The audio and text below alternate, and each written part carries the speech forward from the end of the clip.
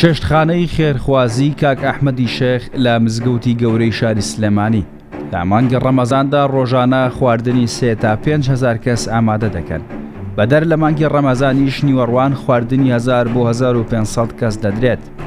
چێشتخانەکە لە سەرەتایدا مەزراندنیەوە تا ساڵی 1940 بەردەوام بووە لە پێشکەشکردنی خواردن بێبەرامبەر، دواتر بۆ ماوەیەک وەستا، پاشان لە ساڵی 1998ەوە تا ئێستا دەستی کردوێتەوە بە پێشکەشکردنی خواردن بۆ هاوڵاتیان و هەژاران. هەندێک کەسیش وەک شیفا و خواردنێکی پیرۆز ڕۆژانە سرە بۆ خواردنی چێشتخانەی کاک ئەحمەدی شێخ دەگرن. لە ڕۆژانی یاسایی چێشتخانەکەدا زیاتر لە 150 کیلۆ برنج و 60 کیلۆ فاسۆلیا و نزیکەی 320 کیلۆ مریشک ئامادە دەکرێت و لە ڕەمەزاناندا 2 بەرامبەر زیاد دەکرێت.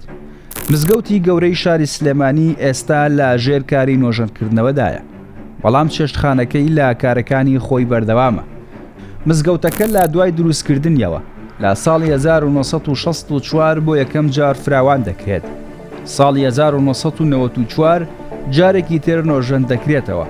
ساڵی 2011 بۆ سێم جار چاکسازی تێدا دەکرێت و لە مانگی دەی ساڵی 2023شەوە بۆ چوارەم جار لە ژێرکاری نۆژەندکردنەوەدایە.